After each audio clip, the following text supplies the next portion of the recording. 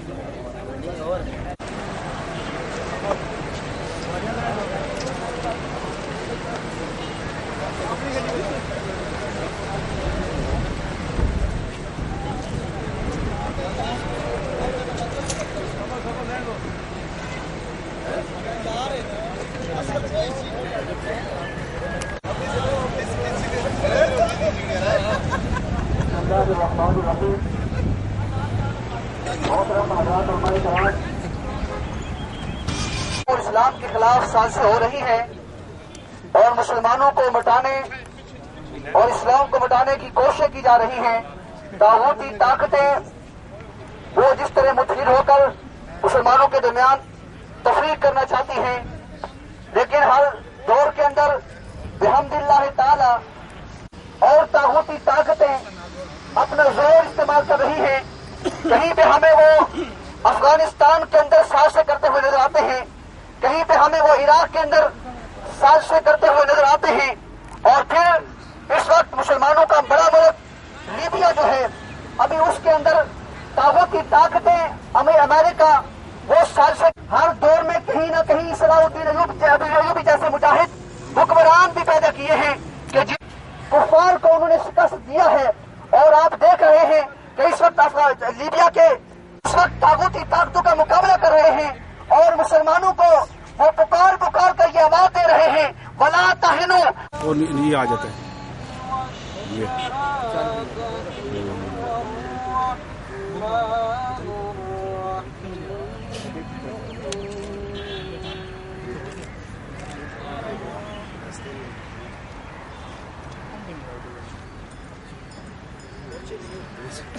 والله الذي لا إله إلا هو الملك القدوس السلام. سبحان الله.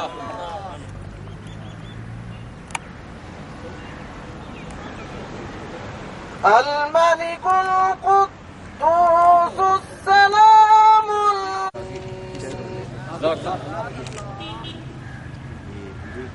تلاوت قرآن مجید کے بعد نعت رسول مقبول کے لیے ملتمس ہوں محترم جناب قاری املاک حسین چشتی صاحب سے. دین کی ترویج ہوگی انہیں منسوخ کروایا جا رہا ہے، اور مساجد میں ہمیں تنگ کیا جا رہا ہے. عالمی سطح پر آج یہودی پھر ایک دفعہ برسر پیکار ہے. آپ کو بخوبی یہ یاد ہوگا کہ تیونس کے اندر، مصر کے اندر جو کچھ ہوا وہ آپ کے سامنے ہے. ایسا ملک ہے جسے ہم اور آپ سنی اسٹیٹ کہہ سکتے ہیں. میں خود مولانا مفتی محمد اقبال صاحب، مولانا مفتی خطیب مصطفی صاحب، دیگر علماء و مشائخ، مولانا عبدالعزیز قادری صاحب، قاری محمد اعجاز نعیمی صاحب، ہم نے اپنی نگاہوں سے وہاں جا کر دیکھا. ہمارے ساتھ رشید احمد تنولی بھی موجود تھے. ہم نے وہاں جب جا کے دیکھا تو ہم نے دیکھا کہ اس مملکت میں خالصتاً وہ لوگ رہتے ہیں جو تصوف سے بنایا جاتا ہے کہ انسان حیران رہ جاتا ہے. جب 11 کی رات آئی ہم نے طرابلس کو دھماکوں سے لرزتا ہوا دیکھا اور ہم نے طرابلس کو کموں سے جگمگاتا ہوا دیکھا. جب لوگوں سے پوچھا کہ یہ دھماکے کیسے، یہ آوازیں کیسی آ رہی ہیں، تو انہوں نے بتایا کہ آج مولود النبی کی رات ہے. آج کی رات سرور دو عالم اس کائنات میں تشریف لائے تھے. لیبیا والے آج اس کی خوشی منا رہے ہیں. دوسرے لفظوں میں یہ بات کہنے میں حق بجا نہ دوں گا کہ ساتھ اختلاف ہے. وہ لوگ جو ہمارے مسلک سے تعلق نہیں رکھتے انہیں یہ بات نہیں بھائی، اور انہوں نے یہ کوشش شروع کر دی کہ جہاں میلاد مصطفیٰ کی محفلیں لگتی ہیں طرابلس کاموں میں شدید پریشانی درپیش ہو سکتی ہے. حکومت کا یہ اقدام اسلام اور دین دشمن کام تصور کیا جائے گا. لہذا یہ اجتماع حکومت کے ذمہ داروں سے مطالبہ کرتا ہے وزارت ہاؤسنگ اور اسٹیٹ آفس کو ان دین دشمن اقدامات پر عمل کرنے سے پرہیز کرنی چاہیے.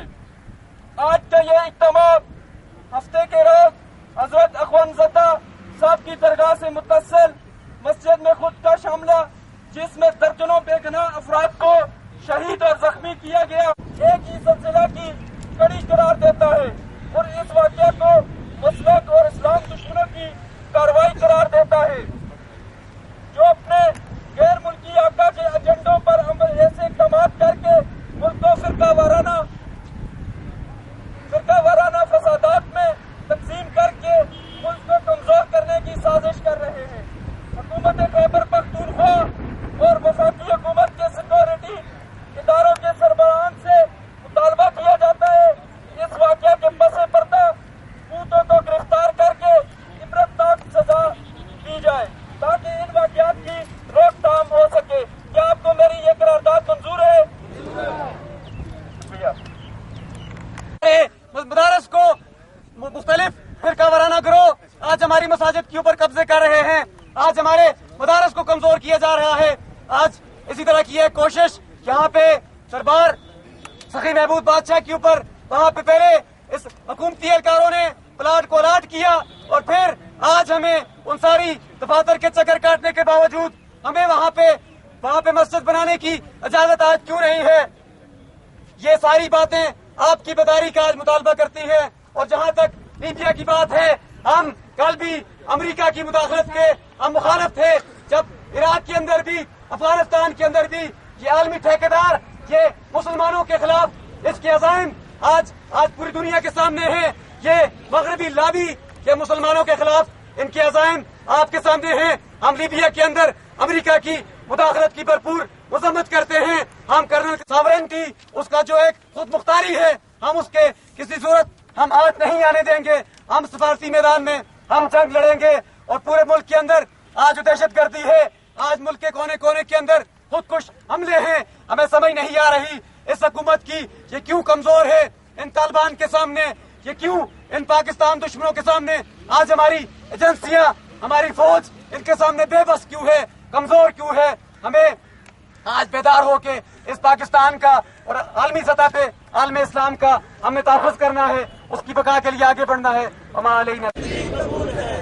حضرات، اب چونکہ تقریر کا سلسلہ شروع ہوتا ہے، 2 تقریریں ہوں گی. اب میں ملتمس ہوں قائد طلباء انجمن طلباء اسلام کے سابق صدر ڈاکٹر اظہر محمود.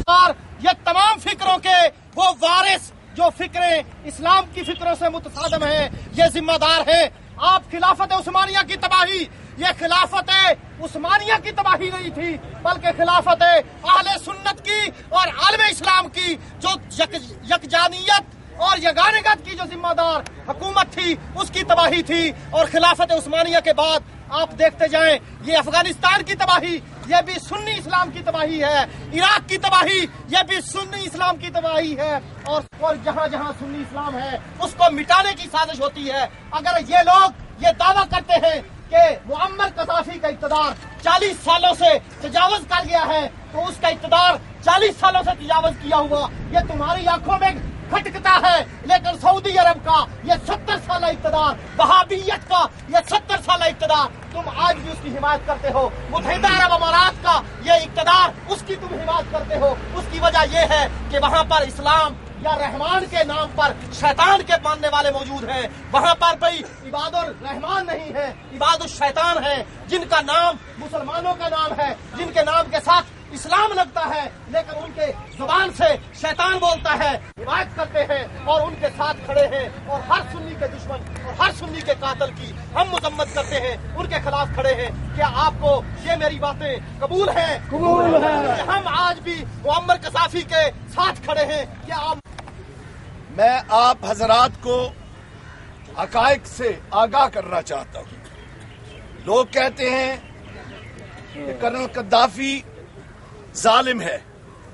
जालिम कभी लोगों के दिलों में घर नहीं करता। जालिम को कोई अपने दिल में जगह नहीं देता।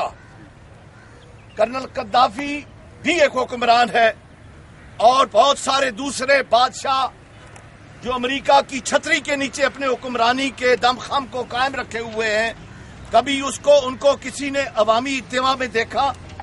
11 रबीउल अव्वल को हजरत पीर सआदत शाह साहब कादिर मेरे साथ थे, सादत अली शाह साहब चूरा शरीफ, पीर साहब मानकी शरीफ मेरे साथ थे, पीर साहब बरचूनी शरीफ मेरे साथ थे, मियाँ अब्दुल बाकी साहब, पीर साहब हमायूं शरीफ मेरे साथ थे, मुफ्ती नजीर जान कादरी साहब हमारे साथ थे। पूरी दुनिया ने देखा कि 12 रबीउल अव्वल मौलिद नबी सल्लल्लाहु अलैहि वसल्लम की तकरीब का इफ्तिताह नमाज मगरिब खुद ब्रदर मुअम्मर अल गद्दाफी ने पढ़ाकर किया। वो इस तरह हमारे पास बैठे हुए थे कि हम में से हर एक ने उनके साथ मुसाफा किया। जो हुक्मरान लोगों के दिलों में बसता है वो लोगों से डरता नहीं। आप जरा गौर तो करें ना, ब्रदर गद्दाफी वो अपने आप को सदर नहीं कहलाना पसंद करता, वो अपने आप को बादशाह कहलाना पसंद नहीं करता। वो बड़े फख्र से कहता है मैं तुम्हारा भाई हूं। मैं उसे आलम इस्लाम का अजीम लीडर करार देता हूं। किस बिना पर? इस बिना पर कि अगर पूरी दुनिया में चैलेंज करता हूं हर ले जा, और 40% पर मालिक बादशाह उनका पैसा भी दूसरी तरफ से यूरोप और अमेरिका के बैंकों में चला जाता है। आप मुत्तहिदा अरब अमारात में देखें, तमाम जगहों पर देखें, लेकिन मुअम्मर गद्दाफी का गुनाह क्या है? उसने भी लोगों से कहा कि आओ लीबिया की सरजमीन से तेल निकालो, लेकिन 90% से उन पर कब्जा